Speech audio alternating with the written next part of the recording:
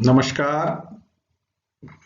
Covid 19 के इस समय में महाविद्यालयों के अंदर वीडियो लेक्चर की इस कड़ी में सभी बीएससी पार्ट 1 के विद्यार्थियों का स्वागत है।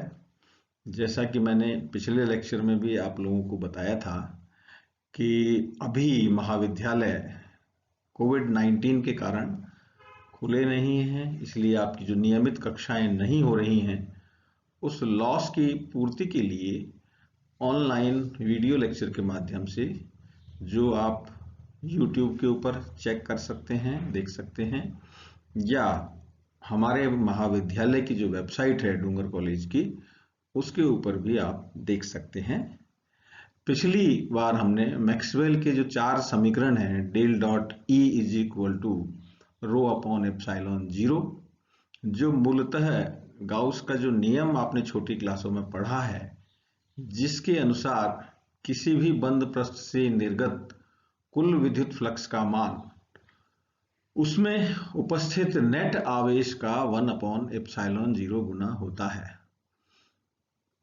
उस थ्योरम को अगर हम मैथमेटिकल जो टूल्स वाले चैप्टर के अंदर जो आपने पढ़ा है, Gauss divergence theorem, curl Stoke theorem, उसको लगा के अगर सॉल्व करते हैं तो इस तरह की एक डिफरेंशियल इक्वेशन अपने को मिलती है, del dot E is equal to rho upon epsilon zero.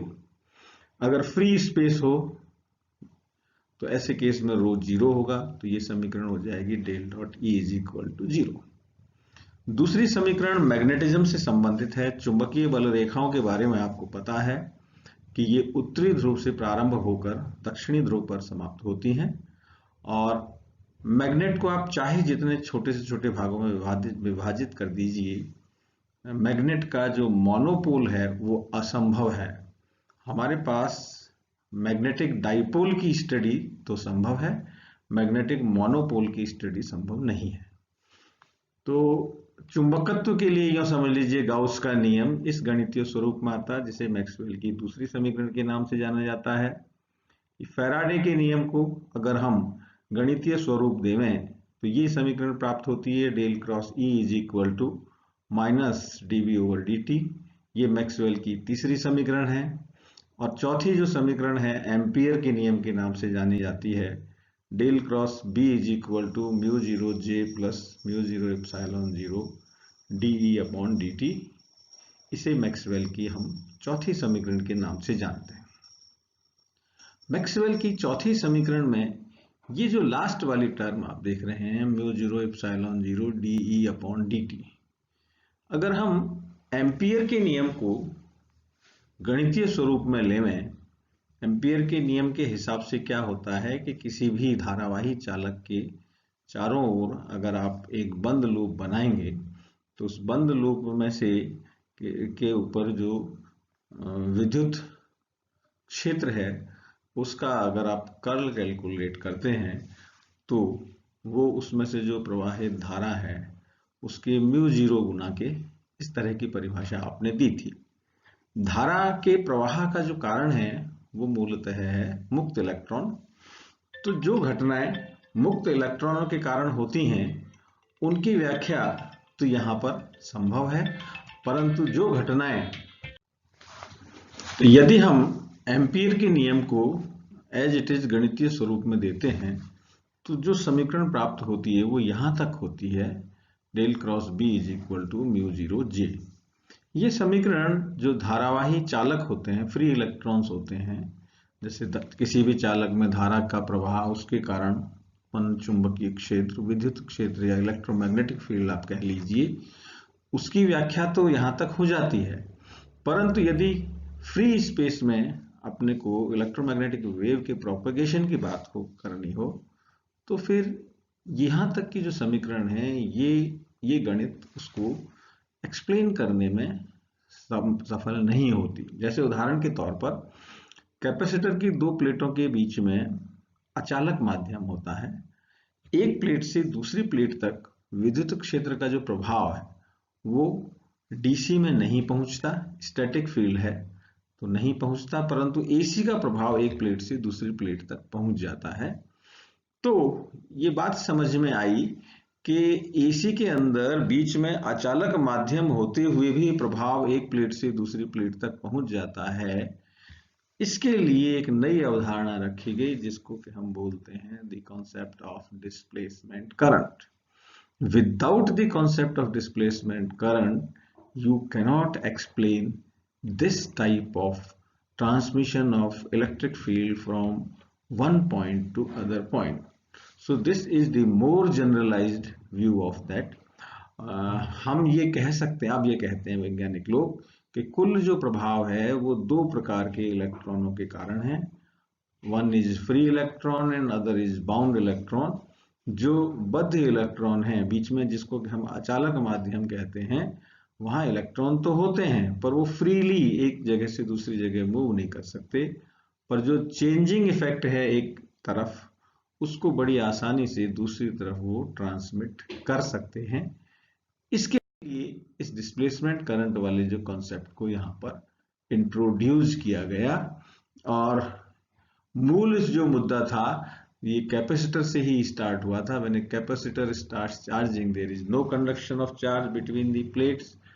However, when AC is applied, the effect from one point to the other is easily transmitted।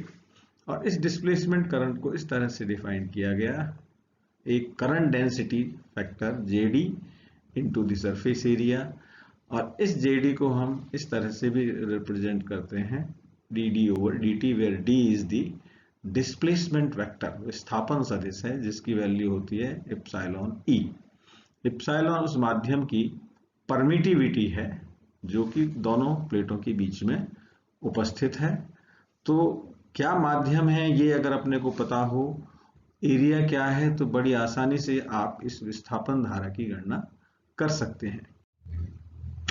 इसके अकॉर्डिंगली आप इसको डिराइव कैसे करेंगे, वो भी बड़ा सिंपल सा तरीका है। देखिए, अगर हम ये माने कि एम्पियर की जो नियम है उसमें कुल जे के दो पार्ट हैं, one is due to free electron and other is due to the bound electron, you can say static electron you can say. तो इस जे के दो भाग कर दिए हमने, तो J is conducting current density and JD is the displacement current density. अब ये जो इक्वेशन है इसके लेफ्ट हैंड साइड में आप डेल डॉट ले लीजिए, तो del dot del cross H is 0। ऐसा क्यों? क्योंकि किसी भी आप जो मैथमेटिकल टूल वाला चैप्टर है वहां ये प्रूव करेंगे कि किसी भी वेक्टर का अगर कर्ल लें फिर उसका डाइवर्जेंस लें तो ये प्रत्येक वेक्टर के लिए हमेशा शून्य होता है।